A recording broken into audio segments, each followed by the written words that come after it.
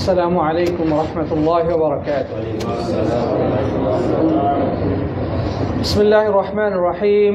الحمد لله حمد الشاكرين، وصلوات ربي وسلامه على النبي الأمين نبينا وحبيبنا وقدوتنا محمد بن عبد الله وعلى آله وصحبه ومن سار على نهجه واهتدى بهداه إلى يوم الدين. أما بعد. প্রশংসা, গুণগান, হামদ এবং তারিফ সেই মহান রাজাধিরাজ, মহাশক্তির আধার, মহাপরাক্রমশালী যে আল্লাহ সুবহানাহু ওয়া তাআলা কুল কায়নাত সৃষ্টি করেই ক্ষান্ত হননি, সব কিছুর সঠিকভাবে প্রতিপালন করছেন, পরিচালনা করছেন, নিয়ন্ত্রণ করছেন, যিনি আমাদের পথ নির্দেশের জন্যে আসমানি কিতাব তথা আল কোরআনুল কারীম অবতীর্ণ করেছেন, যিনি আমাদেরকে আল্লাহর কিতাবের বাস্তব উদাহরণ এবং বাস্তব প্রয়োগের জন্যে নবী রাসূল পাঠিয়েছেন। আমরা প্রিয় নবী সাল্লাল্লাহু আলাইহি ওয়াসাল্লামের উম্মত হতে পেরেছি। আসুন আমরা সেই মহান আল্লাহ সুবহানাহু ওয়া তাআলার দরবারে অবনত মস্তকে কালিমাতুশ শুকর আদায় করি। সকলে পড়ি আলহামদুলিল্লাহ। অতঃপর সালাত সালাম এবং অবারিত শান্তির ধারা বর্ষিত হোক সর্বকালের সর্বশ্রেষ্ঠ মহামানব আল্লাহ রাব্বুল আলামিন, যাকে মানব জাতির সর্বশ্রেষ্ঠ শিক্ষক, অনুসরণীয় এবং অনুকরণীয় আদর্শ ব্যক্তিত্ব, খাতামুল আম্বিয়া তথা সর্বশেষ নবী এবং সর্বশেষ রাসূল হিসেবে, সুসংবাদদাতা এবং সতর্ককারী হিসেবে প্রেরণ করেছিলেন। আসুন আমরা সেই মহান নবীর প্রতি হৃদয়ের সবটুকু ভালোবাসা উজাড় করে সালাত ও সালাম পেশ করি। সকলে পড়ি সাল্লাল্লাহু আলাইহি ওয়াসাল্লাম। মোহতারম মুআজ্জাজ প্রাণপ্রিয় উপস্থিতি, সম্মানিত সাথী ভাই বন্ধুগণ, আপনাদের সবাইকে জানাচ্ছি অনেক অনেক প্রীতি, শুভেচ্ছা এবং আন্তরিক মোবারকবাদ। সেই সাথে এই মুহূর্তে ফেসবুক লাইভে আমার সাথে পৃথিবীর বিভিন্ন প্রান্ত থেকে যে সকল দিন পিপাসু, জ্ঞান পিপাসু ভাই এবং বোনেরা অংশগ্রহণ করেছেন, তাদেরকেও জানাচ্ছি অনেক অনেক মোবারকবাদ এবং সকলের জন্য দোয়া করছি তিনি রব্বুল আলামিন যেন আমাদের সবাইকে কোরআন এবং সুন্নাহর বিশুদ্ধ জ্ঞান অর্জন করে সেই আলোকে আমাদের জীবনের প্রত্যেকটি কাজ সম্পাদন করার তৌফিক দান করেন। আমরা পড়ি আল্লাহুম্মা আমিন। প্রিয় উপস্থিতি, আমি আপনাদেরকে জুবাইল দাওয়াত সেন্টারের পক্ষ থেকে এবং আমার নিজের পক্ষ থেকে আবারও স্বাগত জানাচ্ছি, মোবারকবাদ জানাচ্ছি। আজকের এই তালাবুল ইলম ফরিয়দা আলা কুল্লি মুসলিম, প্রত্যেক মুসলিমের জন্য জ্ঞান অন্বেষণ করা ফরজ, এই প্রকল্পের আওতায় ইসলামী শিক্ষা কোর্সে অংশগ্রহণ করার জন্যে আপনারা এই প্রবাসের মাটিতে নানা কর্মব্যস্ততা, ক্লান্তি, নানা টেনশন সব কিছুকে উপেক্ষা করে এখানে দিন শেখার উদ্দেশ্যে সমবেত হয়েছেন। এই জন্যে আপনাদেরকে আমি অন্তঃস্থল থেকে কৃতজ্ঞতা জানাচ্ছি, মোবারকবাদ জানাচ্ছি। আলহামদুলিল্লাহ, ফেসবুকেও অনেক দিনী ভাই এবং বন্ধু এই মুহূর্তে আমার সাথে যুক্ত হয়েছেন। সবার জন্যেই অন্তঃস্থল থেকে ভালোবাসা, দোয়া এবং কৃতজ্ঞতা থাকলো। এ পর্যায়ে আমরা মূল আলোচনার দিকে অগ্রসর হতে চাই। আপনারা ইতিমধ্যে অবগত হয়েছেন আমাদের এই কোর্সটির বিষয়বস্তু কি, মানে কি বিষয়ে আমরা আলোচনা করব। সে বিষয়টি হলো 100 কবিরা গুনাহ, 100 কবিরা গুনাহ। ইনশাআল্লাহ সে বিষয়ে আমরা আলোকপাত করব এবং আপনাদেরকে আমরা হয়তোবা আমাদের হোয়াটসঅ্যাপ গ্রুপের মাধ্যমে বা আমাদের টেলিগ্রাম গ্রুপের মাধ্যমে জানানো হয়েছে যে এই কোর্সটি প্রত্যেক বুধবার এবং বৃহস্পতিবারে অনুষ্ঠিত হবে ইনশাআল্লাহ। প্রত্যেক বুধবার এবং বৃহস্পতিবারে অনুষ্ঠিত হবে এই সময়ে, এবং এই কোর্সের উপরে ইনশাআল্লাহ আমরা চেষ্টা করব 3টি বা 4টি পরীক্ষা নেওয়ার। আর আপনাদের সুবিধার্থে আমরা একটা 100 কবিরা গুনার একটা নোট রেডি করেছি। সেই নোটটা আপনাদেরকে আমরা আলহামদুলিল্লাহ টেলিগ্রাম গ্রুপের মাধ্যমে বা হোয়াটসঅ্যাপের গ্রুপের মধ্যে সরবরাহ করেছি ইতিমধ্যে। হয়তো বা আমাদের মাঝে কেউ হয়তো ভাই গ্রুপে নাও থাকতে পারেন, আমরা সবাইকে অনুরোধ করবো আপনারা গ্রুপে অ্যাড হয়ে যাবেন এবং আমাদের যে নোট বা পিডিএফ সেটা আপনারা সংগ্রহ করবেন, সেটা ফলো করবেন। পাশাপাশি আমি অনুরোধ জানাবো আপনারা সেই পিডিএফটা যদি পারেন তাহলে একটু কষ্ট করে কোনো দোকান থেকে বা কোথা থেকে যদি প্রিন্ট আউট করে নেন, বেশি না 16-17 পৃষ্ঠার মতো, তাহলে আপনাদের জন্য একটা সুবিধা হবে, একটা বইয়ের মতো কাজ দিবে, আপনি যে কোনো সময় সেটা পড়তে পারবেন। কারণ অনেক সময় মোবাইলে পড়তে অসুবিধা হয়, এই জন্য আপনার ইচ্ছা করলে এটা একটু কষ্ট করে প্রিন্ট আউট করে নিতে পারেন। যাই হোক, আমাদের অনলাইনের বন্ধুদেরকেও আমরা বলবো আপনারা যদি পারেন তাহলে এই নোটটি আপনারা কষ্ট করে প্রিন্ট আউট করে নেবেন, আপনাদের কাছে বইয়ের মতো করে সাজিয়ে সামনে রাখবেন এবং সেটা ফলো করার চেষ্টা করবেন। আল্লাহ তাআলা সবাইকে তৌফিক দান করুন, আল্লাহুম্মা আমিন। তারপর সবাই কি অবস্থা, ভালো আছেন তো? সুস্থ আছেন? আলহামদুলিল্লাহ। বাইরে তো মনে হয় গরম, তাই না? হিউমিডিটি পড়ছে আবার। যাই হোক, প্রবাস মানেই এখানে আমাদের অনেক কিছু থেকে আমাদেরকে বঞ্চিত থাকতে হয়, তাই না? প্রবাসে যারা থাকে, আমরা আত্মীয় স্বজন, আমাদের স্ত্রী পরিবার, প্রিয় মুখ, সন্তান সবকে ফেলে এসেছি এখানে, এবং এখানে অনেক ত্যাগ তিতিক্ষা এবং অনেক কষ্ট করে আমরা এখানে অর্থ উপার্জন করার চেষ্টা করছি এবং সেই অর্থগুলো আমরা আমাদের দেশে আমাদের প্রিয়জনদের কাছে পাঠিয়ে তাদের মুখে হাসি ফোটানোর চেষ্টা করছি। তো তাদের জন্য আমরা এত কিছু করছি, তাদের মুখে হাসি ফোটানোটা আমাদের এই বিদেশে থাকার বা প্রবাসে থাকার অন্যতম একটি উদ্দেশ্য। কিন্তু পাশাপাশি আমাদেরকে মনে রাখতে হবে যে পৃথিবীতে শুধু অর্থটাই মূল উদ্দেশ্য নয়। আমরা যে পৃথিবীর বুকে এসেছি শুধু সম্পদ উপার্জন করা, অর্থ কামানো, এটাই কিন্তু মেইন টার্গেট নয়। আমাদের এর থেকে গুরুত্বপূর্ণ টার্গেট রয়েছে। আল্লাহ সুবহানাহু ওয়া তাআলা আমাদেরকে পৃথিবীর বুকে পাঠিয়েছেন এর থেকে বড় গুরুত্ব এবং এর থেকে বেশি গুরুত্বপূর্ণ দায়িত্ব দিয়ে। দুর্ভাগ্য হলো সত্য যে আজকে আমরা এই পৃথিবীর এই রূপ সৌন্দর্য, পৃথিবীর এই অর্থ সম্পদ, চাকচিক্য, তারপরে বিল্ডিং, অর্থ, ব্যাংক ব্যালেন্স ইত্যাদির পেছনে ছুটতে গিয়ে আমরা মেন টার্গেট থেকে অনেকটা দূরে সরে গেছি। আমরা ভুলেই গেছি যে আল্লাহ রাব্বুল আলামিন আমাদেরকে কি জন্য পৃথিবীর বুকে পাঠিয়েছেন। অধিকাংশ ক্ষেত্রে আমাদের হয়ে গেছে অবস্থাটা এমনই। তো প্রিয় বন্ধুগণ, আমাদেরকে মনে রাখতে হবে সকল অবস্থায়, সর্ব অবস্থায় আমাদের মন মুখে যেই চিন্তাটি জাগরুক রাখতে হবে যে আমরা দুনিয়াতে শুধু অর্থ উপার্জন করার জন্য আসি নাই, খাওয়া দাওয়া করব, ঘর সংসার হবে, বাচ্চা কাচ্চা নিয়ে কিছুদিন থাকবো, তারপরে মরে যাব, আমাদের জীবন শেষ, তা নয়। বরং আল্লাহ রাব্বুল আলামিন আমাদেরকে দুনিয়ার বুকে পাঠিয়েছেন কিসের জন্যে, কি উদ্দেশ্যে? তার ইবাদত করার জন্য। আল্লাহ বলছেন সূরা জারিয়াতের মধ্যে বলছেন, ওমা খলাকতুল জিন্না ওয়াল ইনসা ইল্লা লিয়াবুদুন, যে আমি মানুষ এবং জিনকে সৃষ্টি করেছি, আমি জিন এবং মানুষকে সৃষ্টি করেছি কেবলমাত্র আমার ইবাদত করার জন্য। আর ইবাদত বলতে কি বোঝায়? ইবাদত বলতে বোঝায় প্রত্যেকটি এমন কথা এবং কাজ যেগুলো আল্লাহ তাআলা পছন্দ করেন বা যেগুলো দ্বারা আল্লাহকে খুশি করা যায়, চাই সেটা প্রকাশ্য হোক অথবা অপ্রকাশ্য হোক, সেটা মৌখিক হোক অথবা অন্তরের সাথে সংশ্লিষ্ট হোক অথবা কর্মগত অর্থের মাধ্যমে হোক।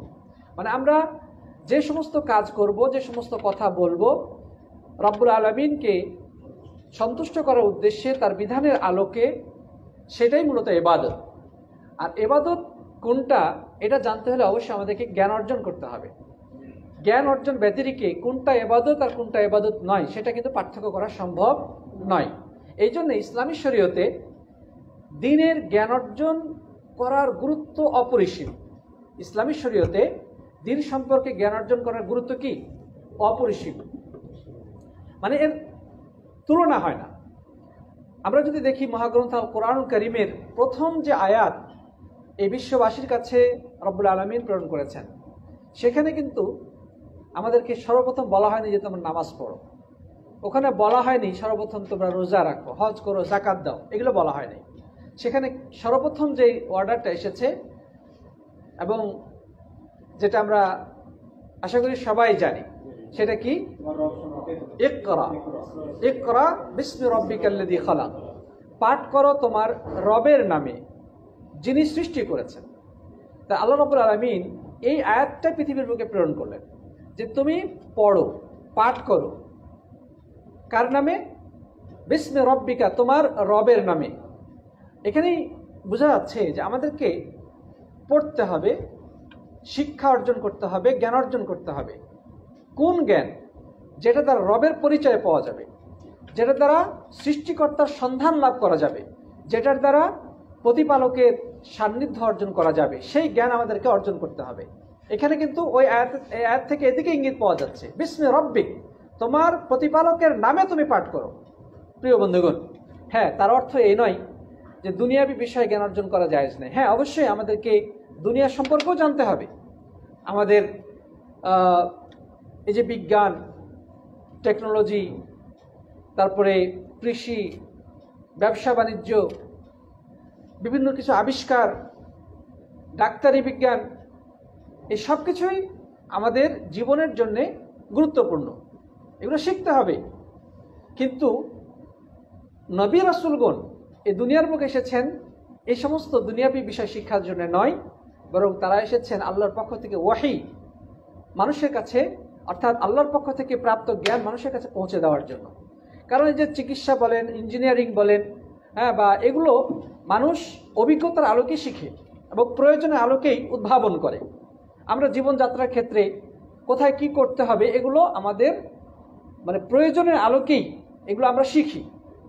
কিন্তু ওয়াহীর যে জ্ঞানটা, সেটি কিন্তু আমরা নিজস্ব গবেষণা থেকে শিখতে পারি না, বা এটা আমাদের কারো আবিষ্কারের বিষয় নয়। এটা সরাসরি আল্লাহর পক্ষ থেকে প্রাপ্ত হতে হবে, আল্লাহর পক্ষ থেকে সেই জ্ঞানটা আসতে হবে। তিনি যেই জ্ঞানটা দিয়েছেন নবী রাসূলদের মাধ্যমে, আসমানি কিতাবের মাধ্যমে, ওইটাই মূলত ওয়াহীর জ্ঞান। সেই জ্ঞানটা তাদের কাছ থেকে নিতে হবে। এই জন্যে প্রিয় বন্ধুগণ, আমরা দেখি কোরআন হাদিসে এই দ্বীনের জ্ঞান অর্জনের ব্যাপারে আসলে কি বলা হয়েছে।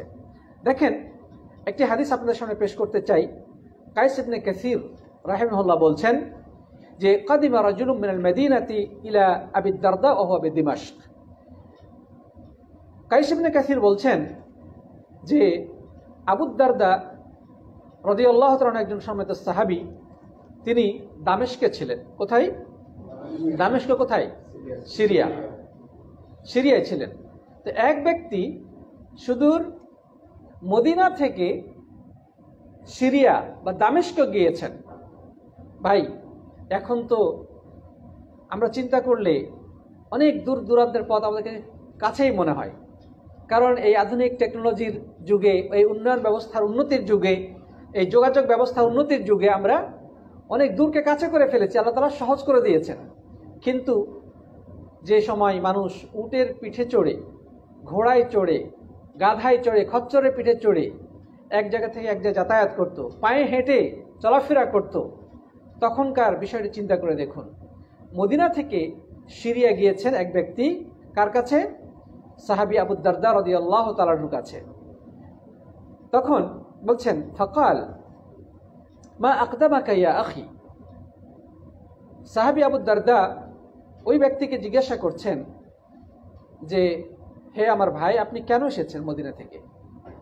আপনি মদিনা থেকে কি উদ্দেশ্যে এখানে আগমন করেছেন?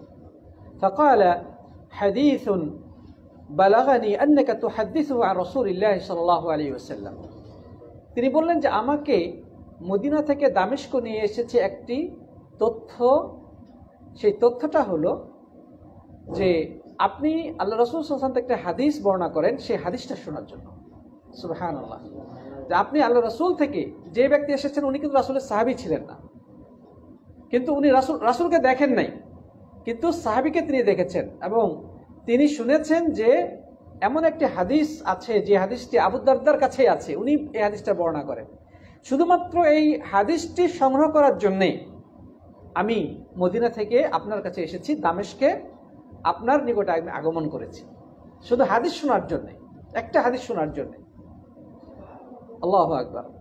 তখন আবু দারদা অবাক হয়ে প্রশ্ন করছেন, ওমা জিতা লি হাজাতিন, আপনি কি অন্য কোনো প্রয়োজনে আসেননি?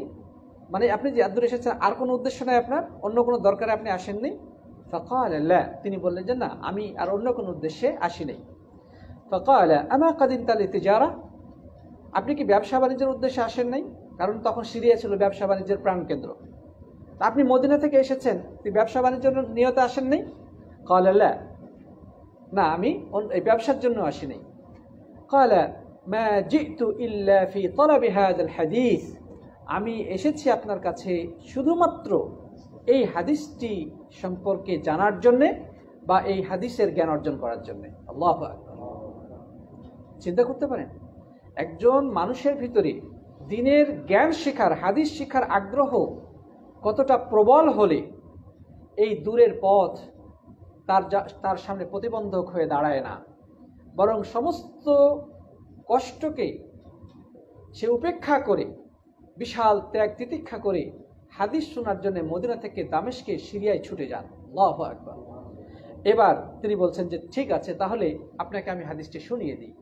কাল, তিনি বলছেন যে সামিআতু রাসূলুল্লাহ সাল্লাল্লাহু আলাইহি ওয়াসাল্লাম ইয়াকুল, আল্লাহ রাসূল সাল্লাল্লাহু আলাইহি ওয়াসাল্লাম কে আমি বলতে শুনেছি। কে বলতেছেন? আবু দারদা বলছেন যে আমি রাসূল করিম সাল্লাল্লাহু আলাইহি ওয়াসাল্লামকে এই হাদিসটি বলতে শুনেছি, নিজের কানে শুনেছি। আল্লাহু আকবার। তাহলে উনি হচ্ছেন সাহাবী, আল্লাহ রাসূলকে দেখেছেন, তার সংস্পর্শে থেকেছেন, তার মধুর কথাগুলো তিনি শুনেছেন, ওগুলো মানে অনুধাবন করেছেন, মুখস্থ করেছেন। কতই না সৌভাগ্য তারা, ঠিক না ঠিক? তারা কতই না সৌভাগ্যবান। কিন্তু যে রাসূলকে দেখে নাই, যে রাসূলের হাদিস শুনেছে, রাসূলকে সচক্ষে দেখার সৌভাগ্য লাভ করেনি, তাদের দুজনের মর্যাদা কি কখনো এক সমান? কখনো এক সমান নয়। যারা রাসূল করিম সাল্লাল্লাহু আলাইহি সাল্লামকে ঈমানি হালতে এক নজর হলেও দেখেছেন, তার কথা শুনেছেন, তার সংস্পর্শে গিয়েছেন, তাকে বলা হয় সাহাবী। তাকে কি বলা হয়? সাহাবী বলা হয়। যদি সে ঈমানের হালতে কি করে? মৃত্যুবরণ করে। অর্থাৎ ঈমানি অবস্থায় তাকে দেখেছেন, তার কথা শুনেছেন, অথবা তার সংস্পর্শে থেকেছেন। এমনও তো হতে পারেন যে কোনো সাহাবী এমনও আছেন যিনি রাসূলকে চোখে দেখেন নাই, কিন্তু তারপরে সাহাবী। এমন কে হতে পারে বলেন তো? আব্দুল্লাহ ইবনে উম্মে মাকতুম। কেন? তিনি চোখে দেখতেন না, তিনি অন্ধ ছিলেন। তিনি অন্ধ, অর্থাৎ চোখে দেখার সুযোগ হয় নাই, তার চোখ ছিল না, তিনি অন্ধ ছিলেন, কিন্তু তারপরও সাহাবী। কেন?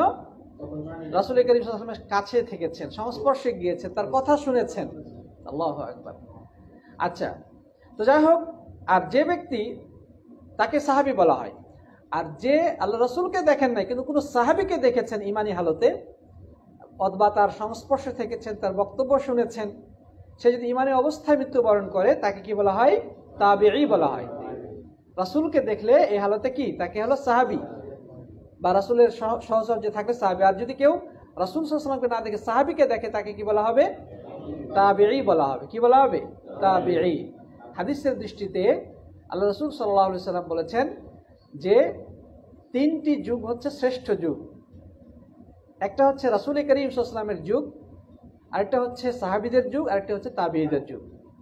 খায়রুল কুরুনি করনি সুম্মা আল্লাযীনা ইয়ালুনাহুম সুম্মা আল্লাযীনা ইয়ালুনাহুম, যে আমার যুগ হচ্ছে শ্রেষ্ঠ যুগ, এরপরে তার পরবর্তী যেই যুগ সেটা হচ্ছে সাহাবীদের যুগ, তার পরবর্তী যুগ হচ্ছে তাবিঈদের যুগ। প্রিয় বন্ধুগণ, যাই হোক, ওই তাবিঈ এবার সাহাবীর কাছ থেকে হাদিস শুনতেছেন। সাহাবী আবু দারদা রাদিয়াল্লাহু তাআলার কাছে হাদিস বর্ণনা করতেছেন। তিনি বলছেন, মান সালাকা তরিকান ইয়ালতামিসু ফিহি ইলমা সাহালাল্লাহু বিহি তরিকান ইলাল জান্নাহ, যে ব্যক্তি জ্ঞান অর্জনের উদ্দেশ্যে আল্লাহর রাস্তায়, যে ব্যক্তি জ্ঞান অর্জনের উদ্দেশ্যে কোনো পথ অতিক্রম করলো, রাস্তায় বের হলো, আল্লাহ তাআলা তার জান্নাতে যাওয়ার রাস্তাকে সহজ করে দেবেন। আল্লাহ রাসূল সাল্লাল্লাহু আলাইহি ওয়াসাল্লাম কথা বলেছেন। বা হাদিসটা এইভাবে যে মান সালাকা তরিকান ইয়াবতাগি ফিহি ইলমান সালাকাল্লাহু বিহি তরিকান ইলাল জান্নাহ, যে কোনো ব্যক্তি যদি ইলম অন্বেষণের উদ্দেশ্যে, জ্ঞান অন্বেষণের উদ্দেশ্যে পথ অতিক্রম করে, পথ পাড়ি দেয়, রাস্তায় বের হয়, বা কোনো একটা রাস্তা অবলম্বন করে, আল্লাহ তাআলা তাকে জান্নাতের রাস্তায় উঠিয়ে দেন, সে জান্নাতের রাস্তা ধরে চলতে থাকে। সুবহানাল্লাহ। অন্য হাদিসে আছে যে তার জান্নাতে যাওয়ার পথকে তিনি সহজ করে দেন। কেন সহজ হয় জান্নাতে যাওয়ার রাস্তাটা কে বলতে পারবেন? যে ব্যক্তি জ্ঞান অর্জনের উদ্দেশ্যে রাস্তায় বের হলো, আল্লাহ তাআলা তার জান্নাতে যাওয়ার রাস্তাটাকে সহজ করে দেন। কেন?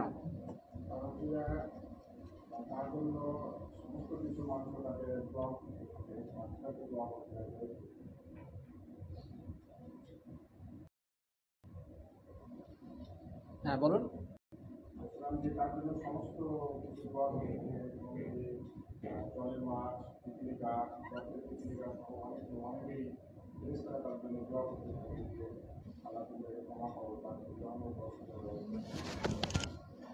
আচ্ছা, আমরা এক্ষেত্রে যেটা বলবো যে জান্নাতে যাওয়ার রাস্তা সহজ এই জন্যই হয়ে যায়, কারণ আপনি যদি কোনো দূর সফরে বের হন আর ওই রাস্তাটা সম্পর্কে যদি আপনার জানা থাকে, তাহলে কিন্তু যাওয়াটা সহজ হয়ে যায়। ঠিক না ঠিক?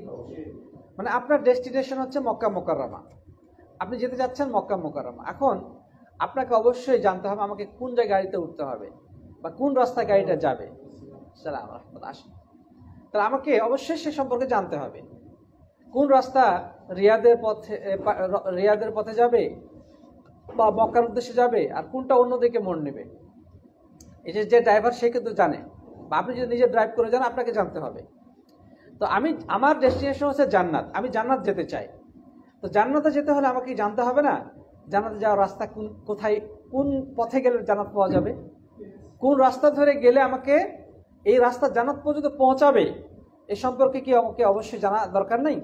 তাহলে এটা জানাটাই মূলত এই যে জ্ঞান অর্জন, মানে কোন কোন কাজটা করলে আমি জান্নাতে যেতে পারবো আর কোন কোন কাজটা করলে আমি জান্নাত যেতে বাধাগ্রস্ত হব, কোন কোন কাজ করলে সহজে আমার রাস্তাটা সহজ হবে জান্নাতে যাওয়া, এটা কিন্তু জ্ঞান অর্জন ছাড়া সম্ভব নয়।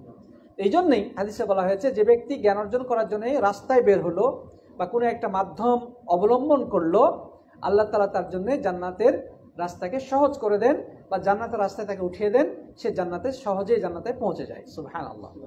তারপর তিনি আরো হাদিসে বলছেন ওয়া ইন্নাল আলিমা, তারপর বলছেন যে ওয়া ইন্নাল মালাইকাতা লা তাদাউ আজনিহাতাহা রিদান লিতালিবিল ইলম। এবার 2 নম্বর মর্যাদার কথা বলা হচ্ছে যে যে ব্যক্তি জ্ঞান অর্জন করার উদ্দেশ্যে রাস্তায় বের হবে তাদের জন্য কি হবে, আল্লাহর পক্ষ থেকে ফেরেশতা মণ্ডলী তাদের বাহুগুলো, তাদের ডানাগুলোকে তাদের এই তালিবুল ইলমের পায়ের নিচে বিছিয়ে দেবেন। সুবহানাল্লাহ। মানে আমরা হয়তোবা দেখেছি রাজা বাদশাহ বা বড় বড় সরকারি কর্মকর্তাদের উদ্দেশ্যে কি লাল গালিচা বিছিয়ে সম্বর্ধনা জানানো হয়। বিদেশ থেকে যখন কোনো বড় মেহমান আসে তখন রাষ্ট্রীয়ভাবে তাকে লাল গালিচা বিছিয়ে কি দেওয়া হয়, সম্বর্ধনা দেওয়া হয়। তো আল্লাহর পক্ষ থেকে সম্বর্ধনা দেওয়া হচ্ছে তালিবুল ইলমদের জন্য, যারা দিনের জ্ঞান অর্জন করার জন্য রাস্তায় বের হয়েছে, যারা খুঁজে বেড়াচ্ছে কোথায় গেলে আমি জান্নাতে যেতে পারবো, কোন পদ্ধতি অবলম্বন করে জান্নাতে যেতে পারবো, কোনটা বৈধ কোনটা অবৈধ, কোনটা আল্লাহর সন্তুষ্টির রাস্তা কোনটা আল্লাহর অসন্তুষ্টির রাস্তা, কোনটা জান্নাতের রাস্তা কোনটা জাহান্নামের রাস্তা, এগুলো যারা খুঁজে বেড়াচ্ছে তাদের এই কার্যক্রমে ফেরেশতা মণ্ডলী এতটাই সন্তুষ্ট হয়ে যান যে তাদের নূরের পরগুলো এই সমস্ত ব্যক্তিদের পায়ের নিচে বিছিয়ে দেন। সুবহানাল্লাহ। এবং সেই নূরের পর উপরে তারা কি বেড়ায়, হেঁটে বেড়ায়। আমরা অনুধাবন করতে পারি না, কিন্তু রাসূল করিম সাল্লাল্লাহু আলাইহি ওয়াসাল্লাম যেটা বলেছেন সেটা সত্য কথা, ঠিক না বেঠিক? প্রিয় ভাইরা আমার, তারপর ওয়া ইন্নাল আলিমা লা ইস্তাগফিরু লাহু মান ফিস সামাওয়াতি ওয়া মান ফিল আরদ। আর যে ব্যক্তি দ্বীনের জ্ঞান অর্জন করেছে, আলেম, তার জন্য ক্ষমা প্রার্থনা করে মান ফিস সামাওয়াতি ওয়াল আরদ, আসমান সমূহে এবং জমিনে যা কিছু আছে সবকিছু। আল্লাহু আকবার। মানে সাত আসমানের, আসমান কয়টা? থরে থরে সাজানো আছে 7টি আসমান। প্রত্যেকটি আসমানে রয়েছে ফেরেশতা মণ্ডলী। কত ফেরেশতা আছে এটা একমাত্র আল্লাহ ছাড়া কেউ ভালো জানে। কথা বুঝা গেছে কিনা?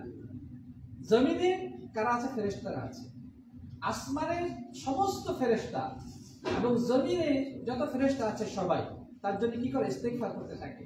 শুধু ফেরেশতা নয়, এমনকি হাদিসে হাত্তাল হিতানা ফিল মা, এমনকি সাগরের তলদেশে যে সমস্ত মাছেরা ভেসে বেড়াচ্ছে তারাও তার জন্য আল্লাহর কাছে ইস্তিগফার করে। সুবহানাল্লাহ।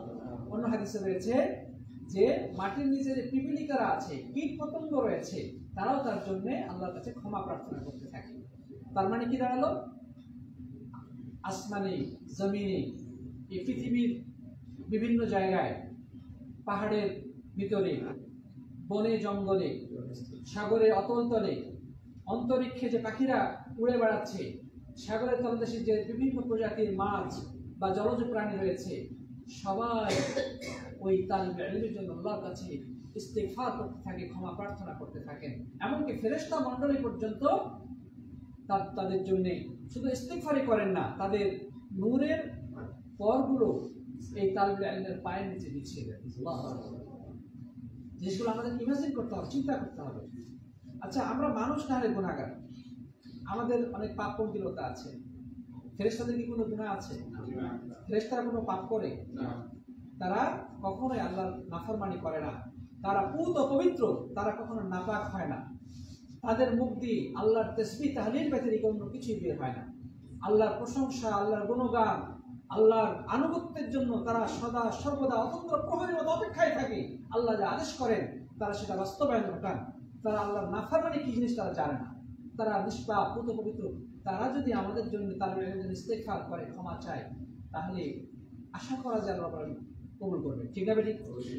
তারপরে পাখি, মাছ, কীট পতঙ্গ, তৃণলতা, যা কিছু আছে, এদের কি কোনো গুনাহ আছে?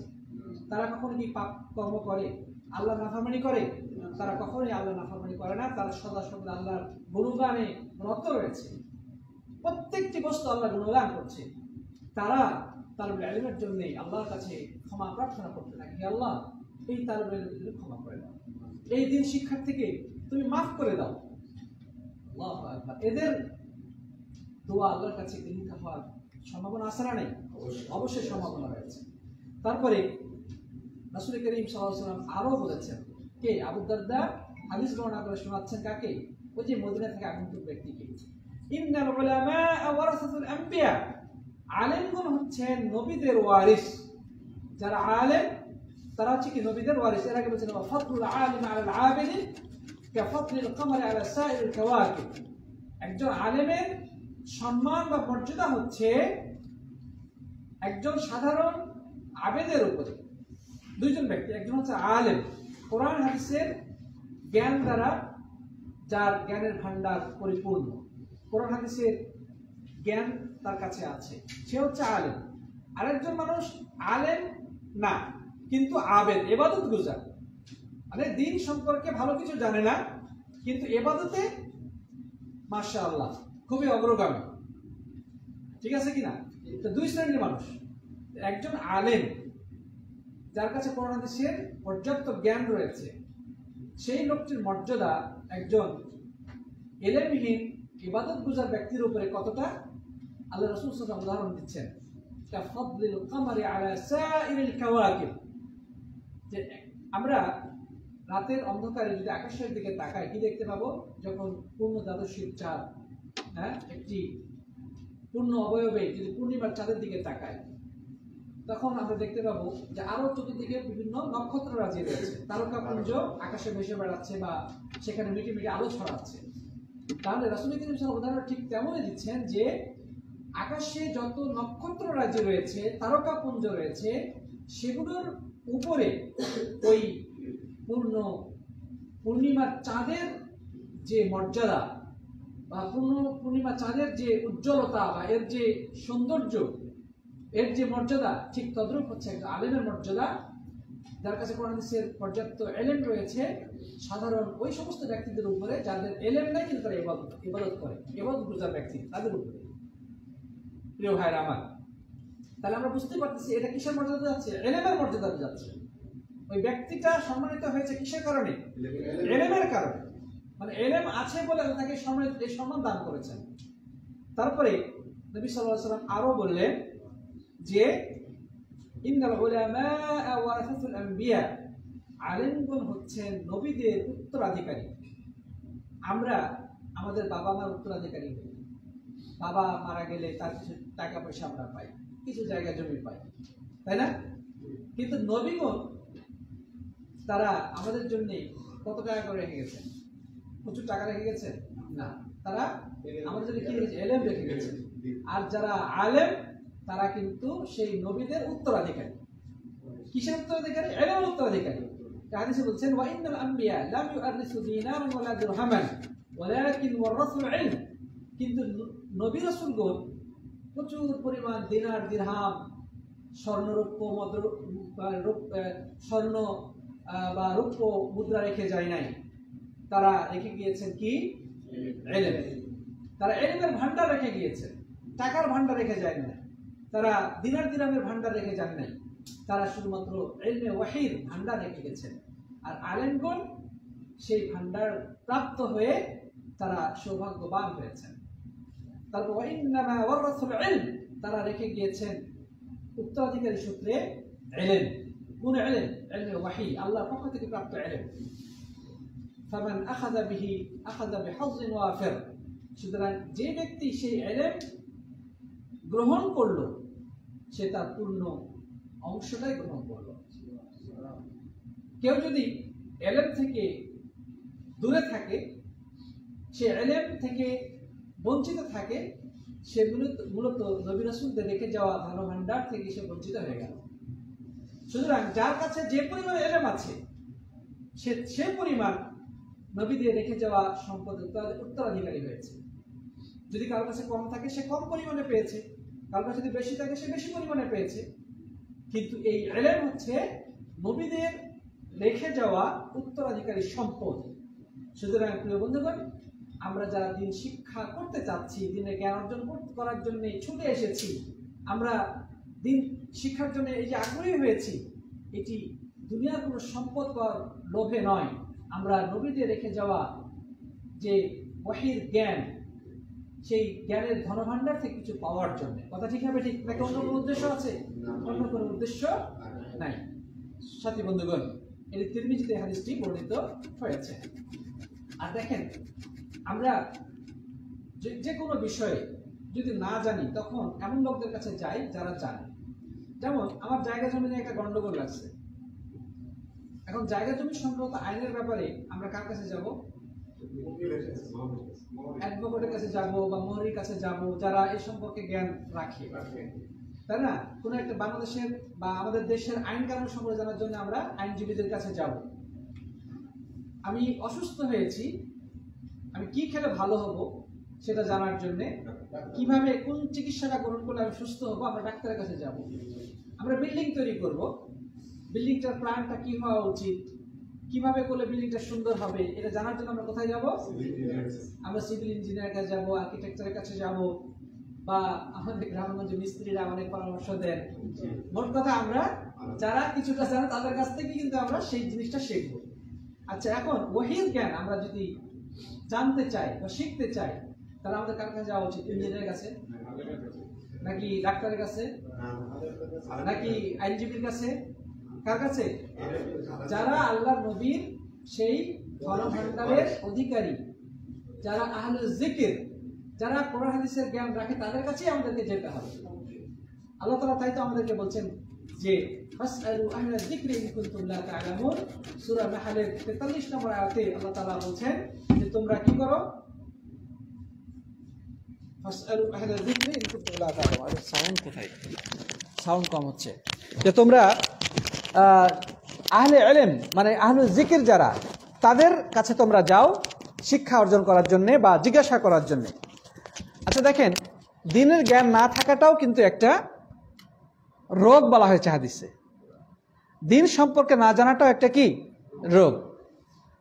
সাউন্ড কম হচ্ছে, দুঃখিত, আসলে নিচে পড়ে গেছিল। আশা করি এখন সাউন্ডটা ক্লিয়ার হচ্ছে, শুনতে পাচ্ছেন। আচ্ছা দেখেন, এটাকে কিন্তু একটা রোগ বলা হয়েছে। যেমন হাদিসে বলা হয়েছে ইন্নামা শিফাউল আইয়া আস-সুআল, যে অজ্ঞতা নামক রোগের চিকিৎসা হচ্ছে, আরোগ্য হচ্ছে প্রশ্ন করা, জানা, জিজ্ঞাসা করা। কাদেরকে জিজ্ঞাসা করবেন? যারা জানে, জাননেওয়ালা, কোরআন হাদিসের জ্ঞান যাদের কাছে আছে তাদের কাছ থেকে জিজ্ঞাসা করতে বলা হয়েছে। এখন দুর্ভাগ্য হলো সত্য যে বর্তমানে আমরা দিন শিক্ষা করার জন্যে কাকে যে জিজ্ঞাসা করব সেটা খুঁজে পাই না। দেখি যে দাড়ি আছে, টুপি আছে, হ্যাঁ, হুজুর দেখতে হুজুর হুজুর লাগে, বা অথবা মসজিদের একটা কোনো মতে ইমামতি করতেছে, বা এলাকায় একটু আমরা তাকে দিনদার মনে করি, তাকে আমরা অনেক সময় জিজ্ঞাসা করে বসে থাকি। তো উনি নিজেও তেমন কিছু জানেন না, হ্যাঁ, যার কারণে দেখা যাচ্ছে যে উনি অনেক সময় নিজে যা জানে একটা জোড়াতালি দিয়ে উত্তর দিয়ে দেয়। পরে শেষ পর্যন্ত কি হয় যে ওই জিনিসটা মানে ওর কাছ থেকে শিখলো, সে ভুল শিখলো, এবং যে উত্তরটা দিল সেও ভুল উত্তর দিল। এতে দুজনেই ক্ষতি হলো। আমাদেরকে জ্ঞান অর্জন করা উচিত ওই ব্যক্তির কাছে যার কাছে দিনের গভীর জ্ঞান আছে, অভিজ্ঞতা সম্পন্ন আলেমের কাছে আমাদের যাওয়া উচিত, যার তার কাছে জিজ্ঞাসা করা উচিত নয়। আহলুল যিকর, আল্লাহ বলছেন ফাসআলু আহলাল যিকর, মানে আল্লাহর পক্ষ থেকে কোরআন হাদিসের জ্ঞান যাদের কাছে তাদের কাছে যাওয়া উচিত। আপনি যদি গ্রাম্য হাতুড়ে ডাক্তার কাছে যান তাহলে কিন্তু আপনার অবস্থা খারাপ করে ছাড়বে। হ্যাঁ, আপনার দাঁতের ব্যথা হয়েছে এক জায়গায়, আপনার দাঁত কিন্তু তুলে ফেলবে আরেকটা, হয় কি হয় না? সুতরাং আমাদের উচিত হবে বিজ্ঞজন, বিজ্ঞ আলেমের কাছে যাওয়ার চেষ্টা করা। সময় শেষ। প্রিয় সাথী বন্ধুগণ, আমরা শেষের দিকে চলে আসছি। দেখেন, এই যে দিনের যে জ্ঞান, এটা হচ্ছে নূর, এটা হচ্ছে আলো। এটা কি? আলো। রাতের অন্ধকারের মধ্যে যদি আপনি চলাফেরা করেন তাহলে যে কোনো মুহূর্তে বিপদে পড়তে পারেন, ঠিক না? ঠিক, হয়তোবা কোনো গর্তে যা পড়ে যাবেন, অথবা কোনো বিষাক্ত সাপ বিচ্ছুর উপরে পা দিয়ে শেষ পর্যন্ত আপনি নিজের জীবনকে ঝুঁকির মধ্যে ফেলে দেবেন। সাপের দংশনে হয়তোবা জীবনে চলে যেতে পারে।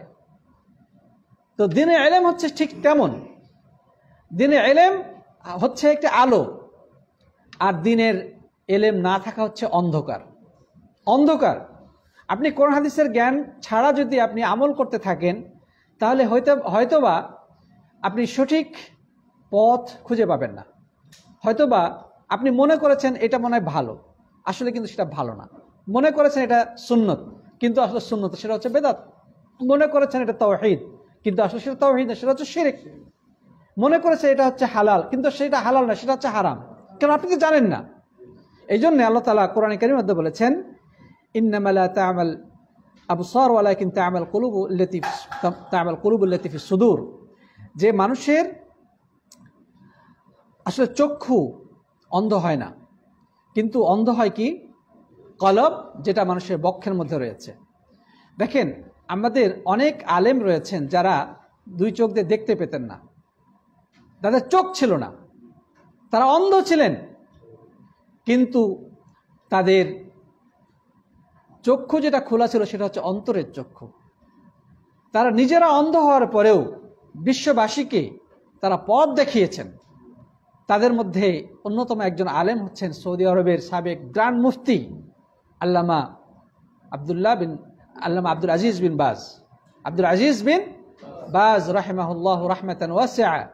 তিনি অন্ধ ছিলেন, কিন্তু আল্লাহু আকবার, সৌদি আরবের প্রধান মুফতির দায়িত্ব পালন করেছেন।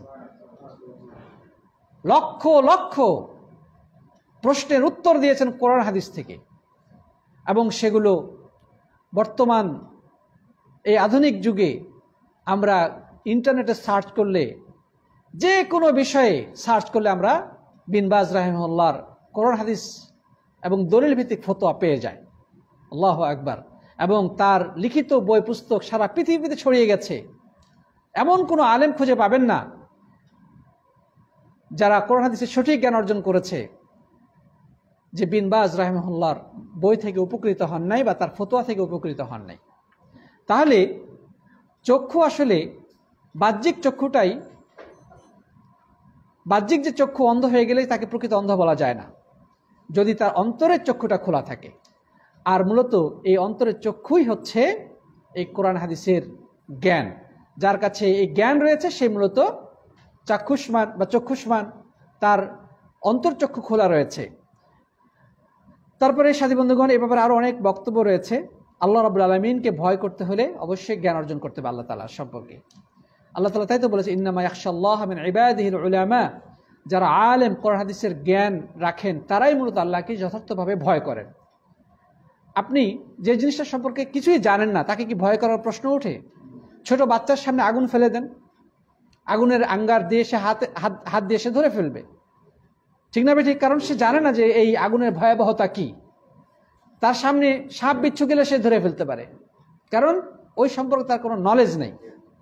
তাহলে আমরা যদি না জানি জাহান্নামের আগুনের ভয়াবহতা কি, আল্লাহ রাব্বুল আলামিন তাকে ভয় করতে বলেছেন, তার জাহান্নামের আগুন থেকে ভয় করতে বলেছেন, হালাল হারাম সম্পর্কে জানতে বলেছেন, আমরা যদি সেই সম্পর্কে না জানি তাহলে আমরা কিভাবে ভয় করব? এই জন্য আল্লাহ তাআলা বলেছেন, ইন্নামা ইয়াখশাল্লাহ মিন ইবাদিল উলামা, একমাত্র আলেমগণই আল্লাহকে যথার্থভাবে প্রকৃতভাবে ভয় করে। তাহলে প্রিয় বন্ধুগণ, আমরা কথা লম্বা করতে চাই না। ইনশাআল্লাহ আমরা কাবিরা গুনাহ সম্পর্কে নেক্সট ক্লাস থেকে আলোচনা করব।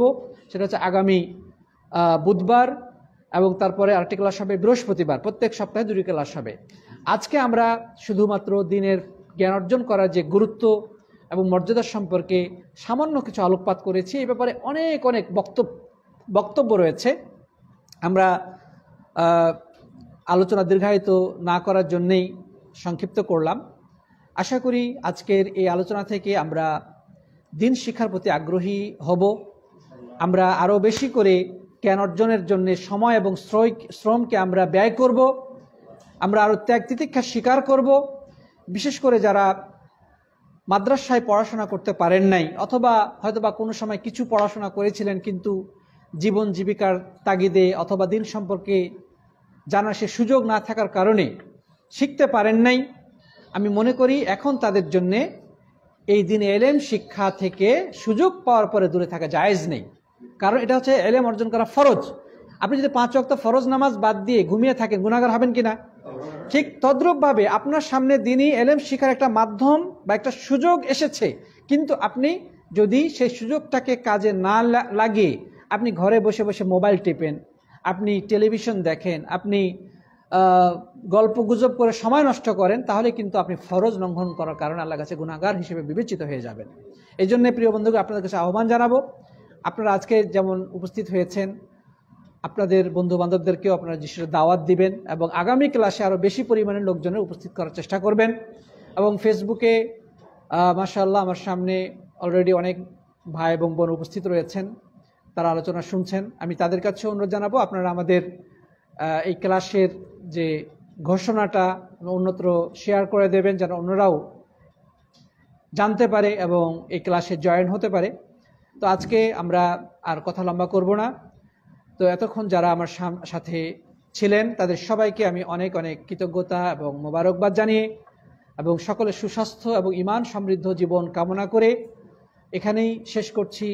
আল্লাহ চাইলে কথা হবে আগামী বুধবার ঠিক এই সময়ে। আল্লাহ তাআলা সে পর্যন্ত সবাইকে ভালো রাখুন। আমার জন্য দোয়া করবেন, আপনাদের সকলের জন্য আমি দোয়া করি। জাযাকুমুল্লাহ খায়রান। হাদা ওয়া সাল্লাল্লাহু আলা নবিয়িনা মুহাম্মদ ওয়া আলা আলিহি ওয়া সাহবিহি আজমাইন। আসসালামু আলাইকুম ওয়া রাহমাতুল্লাহি ওয়া বারাকাতুহু।